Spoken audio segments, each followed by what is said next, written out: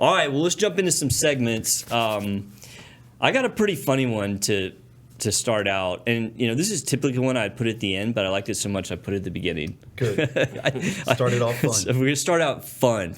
No, we don't have any a lot of times we have very serious, almost depressing segments, and it's good because you want to educate people. But today it's kind of fun stuff. So, all right. Well, I was surfing social media looking for things to do for the show, and I saw this post about this insane medical invention that somebody came up with, and it was so hilarious. I was like, I'm making a whole segment about this, and I'm saving that one to the last. But we are going to do the top 5 worst medical inventions, according to me, I guess. I mean, I don't know. These are definitely debatable, but I just kind of picked some of the ones that I thought were kind of just crazy. So, all right. Anyone here ever heard of a tobacco smoke enema? I mean, they get worse. The imagination Dude, there. I even got a picture. So don't worry, it won't get as bad. Throw the picture, Trey. The tobacco smoke enema machine. Look at it. It's got the bellows. Wow. It's got some tubes of varying diameters. I don't have a video of somebody actually using this. Thank God you don't have that video. We might get struck down. So this was actually popular in the 16 and 1700s in Europe and North America, and obviously, as you can imagine, involved putting large amounts of tobacco smoke into the rectum using the bellows and tube there. And it was thought that tobacco smoke had warming, which obviously smoke's warm, True. And stimulating properties. But kind of the craziest thing about this is if you guys can guess the number one use for this, I will buy you a steak dinner every month for the next year. Give it a shot. The number one treatment, the number one problem that a tobacco smoke enema was used. Go. Pregnancy. No, Trey. Anything? Earaches. Almost, but not really. Drowning victims. Gosh. People that were drowned. I mean, drowning victims. It's a natural product, tobacco. It has so obviously you're gonna put it up your butt. Medicinal, yeah. Rectum. Dang near killed him, right? Drowning victims. Also, if you had a cold or a hernia or typhoid or cholera, a tobacco smoke enema was a very popular therapy for that. Okay. Yeah. Eventually, they figured out that this did not work. And have you guys ever heard the expression "blowing smoke up your ass"? That is where this came from. No. That is, dude. We've come full circle, man. I always want to know where they come from. I know, right? The whole 9 yards and this. Do you know the whole 9 yards? I've heard a couple of things. Concrete, but then the airplane pilots. Yeah, the airplane bullets. Yeah, the airplane bullets. Yep. I always want to know the Have origin. you heard that expression, the whole 9 yards, Trey? I have. I've so heard it before. Allegedly, in World War II, the belts of machine gun bullets were 27 feet long or 9 yards, and so if they fired their entire magazine or clip or what is it, belt into another airplane, they gave him the whole 9 yards. Okay, I didn't know that. Allegedly. I don't know if that's true, but all right. So tobacco smoke enemas. Yeah, I think I'm going to pass on that. If anybody wants to give it a shot, DM the show. We'll please set it up. No, Dr. please Herman don't will do it that. in his office, and we'll see. It could be like a new thing, bringing it back. I think people actually died from nicotine poisoning from this. There were people croaking from. But I guess if they're already dead from drowning, it's we have beer bath. Why not tobacco? That's right. That's right. So. Beer bath. All right, let's move on. These get progressively worse. Okay, bloodletting. I'm sure you guys have heard of this one, right? Bloodletting. So this was back in the 1700s. It was thought that when people got sick, that if you drained some blood from them, that they would get better. So they get the bad stuff out. Yeah, right. The bad humors, right? So they would cut a vein or use leeches to remove the blood to fix imbalances. And this was obviously bad because removing blood is generally not a good thing, with one exception, which I'll bring up at the end. But there was actually a super famous person that died from bloodletting. Oh, gosh. Anyone know? I actually know this. I don't know how I knew this, but so the most famous person who died from bloodletting was George Washington. Oh, wow. He got something. I can't remember what he had, and they they said, okay, we're gonna like drain some of your blood because obviously that's gonna make you better. Yeah, and he good died. idea. He died from that. Yeah. Well, I know they still use leeches. Like Yes, in the lab that's it. and Yeah, so that I was sort of gonna thing. say, so even in your world with healing wounds. I've actually used leeches. Nice. So the one aspect that's kind of most commonly used for leeches is when you do like a flap. So when you're moving tissue from one place to the other, sometimes those flaps will get engorged with blood because it's easier for blood to get in than out. Right. And if they get too engorged, it'll actually kill the flap. So I've used medical grade leeches, put the leeches on there to pull the blood out until the blood flow gets reestablished, and then you can take them off. Right. That's awesome. I just remember Stand By Me with the leeches. Dude, I have a funny story about the leeches. Like, so when I was a fellow, we had a flap and it had leeches on it. And so the patient had a broken leg and it had a cast on, but they made a little hole where the flap was, and we saw it was engorged, and so we put leeches on it. So I get a call at like 2 a.m, and they were like, yeah, the leeches that were on the flap fell into the cast. Oh, and I'm like, okay, what am I supposed to do about that? Get a coat hanger? I don't know. I was like, shine a flashlight at the hole and see if the leech will come to the light. I was just like, grasping at straws here. I was like, see if you can figure it out, but if you can't, call me back. And they called me back 30 minutes later, and they were able to fish it out with some tweezers or something. Nice. I was just like, what a random call. All right, let's move on to, we always talk about Ozempic, so let's talk about what came before Ozempic. And that would be tapeworm diet pills. And I got a picture of that right here. This is an ad for tapeworm diet pills. Banish that fat with sanitized tapeworms, jar packed. Friends for a fair form, as it says right there. Yeah. And they're also easy to swallow. And she looks healthy and Look thin, at her, of man. course. She looks awesome. Yeah. So this was popular in the late 1800s, early 1900s. It was basically pills that had tapeworm eggs in it. And the thought process was if you gave yourself tapeworms, they'd absorb all the nutrients and you wouldn't absorb them, and you'd get skinny. Well, And it actually works very well. People were getting malnourished. Of course. Then the unfortunate thing was when the tapeworms got big, they would get intestinal blockages. They did, this is good smart marketing, because you would take the tapeworm pills and you had to buy another pill to get rid of them. of course. Right, so that's smart, good marketing by the tapeworm pill people. Obviously, this is really bad. People were getting all kinds of infections and blockages, and like the tapeworms would get into their organs and lay more eggs. I mean, I can imagine.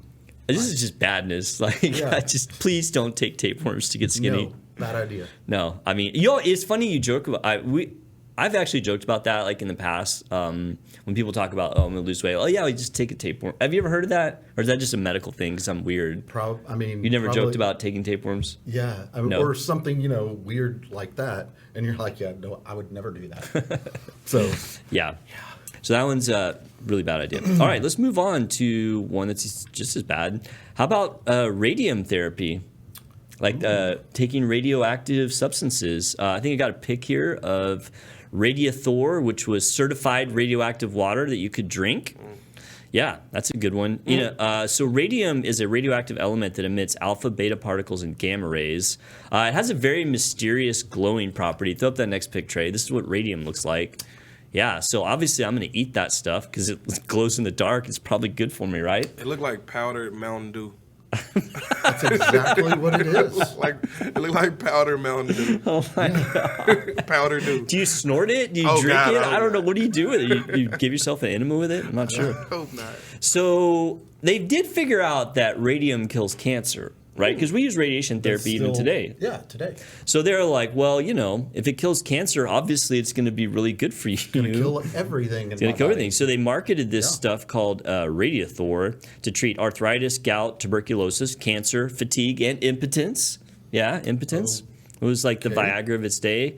Unfortunately, it's very bad for you. Right. There was a very famous person at the time named Eben Byers who didn't get super famous because he died from drinking Radiathor. His jaw fell off. Yeah, it was bad. Really can bad. only imagine. Really bad. Please don't take radium. I mean, it's good for killing cancer, but okay, I think that's where we got to stop it. All right, now, the coup d'etat, the best. So before the coup d'etat, I mean, I don't know if it's really a coup d'etat, but Yeah. I couldn't come up with a better word. But some of these, I guess the FDA wasn't involved. Oh yeah, in, these are and, all. I So yeah, mean, these are all pre-FDA. Yeah, this is. I mean, say what you want about the FDA, they're Right. not letting tapeworm pills be released. So I mean, I think that's a good call. I think that one's a good call. Yeah, But side this, effects. but this one, this is awesome. So I don't want to ruin it. So I'm just going to show the video. This is what spawned this whole segment. Perfect. Trey, wind that thing up. This table was designed to help women give birth easily, and it's based on a patent filed in 1963. First, the pregnant woman is strapped onto the table, lying on her back. When labor begins, the table spins at a calculated speed, theoretically using centrifugal force to assist in delivering the baby.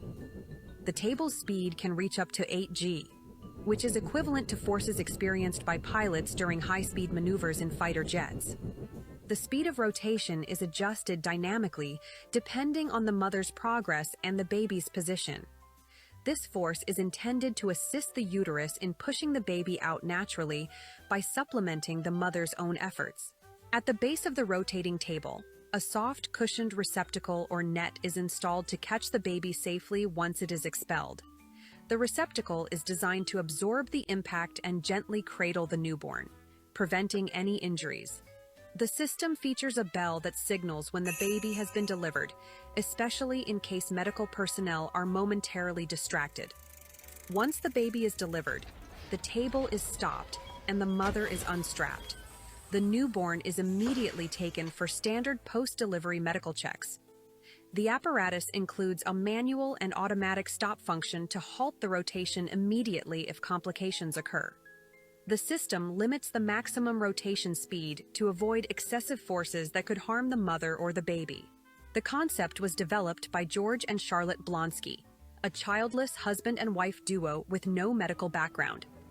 George Blonsky, a mining engineer, and his wife were inspired during a visit to a zoo, where they observed an elephant giving birth.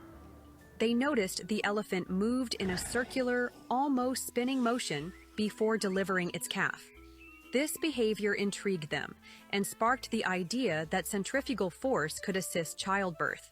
Although the U.S. government awarded them a patent in 1965, their invention remained a theoretical concept and was never implemented in medical settings for reasons you can easily guess. All right, guys, what do you think? Like, so, Oh my God. I mean, Well, I tell have a him- couple of favorite parts of that. If it's Okay, okay, please- to share. please jump in there, I mean, man. first thing, the baby went and it hit its head on the thing, like the table. But then, like the It kinda bell bounced ringing out. is awesome. It's like Right, in case Wonderful you get, Life. in case you get distracted. Yeah. That's what I it's- was gonna ask. What would the medical staff be distracted doing Well, while she's giving birth? Maybe by all the fluids getting sprayed everywhere. I guess. Every time a bell rings, a baby is born instead of Angel gets his wings. Oh my! Did you notice the guy in the hazmat suit? I mean, at first you're like, why is he wearing a hazmat suit? And then you remember that there's like a lot of fluids coming out whenever babies he are had born. on goggles and everything. Dude, what the Amazing. Dude, I have a better question though. Is like, can we use that thing for like constipation? You think?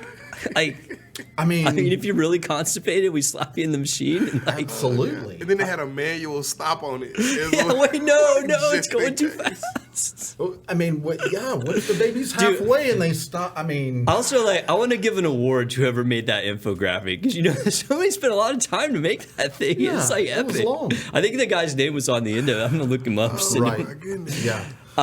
So I guess this was kind of maybe an honorable. I don't think they actually made that machine. No, it said that at the end. I feel like they should have. I mean, That would have been amazing. oh my god. You know, and then it was subtle in there, but they said, they actually never had children. And then one of the graphics said it was signed by attorneys, and I'm like, oh yeah, okay. good the attorney idea. signed off on it. Signed off on the patent. Allegedly, that's a real patent. Which I mean, I guess a lot of stuff get patented and never Hey, get the created. patent's up by now, surely. We Maybe could reinvent. do I think we it. should do it though, but we'll do it for constipation. I think that would be better. After- I feel like the baby thing is like a little unsafe, Yep, like yep. the net and the bell. Like, I mean, Yeah.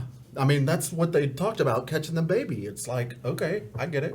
Maybe. it should have maybe been a not. butterfly net though. That would have been Yeah. that would have been just maybe not as safe, but just cooler. Right, Like yeah. a big like maybe there was a person with a butterfly net and like except they'd have to be spinning too. I don't know how you would do that, but yeah. Fun.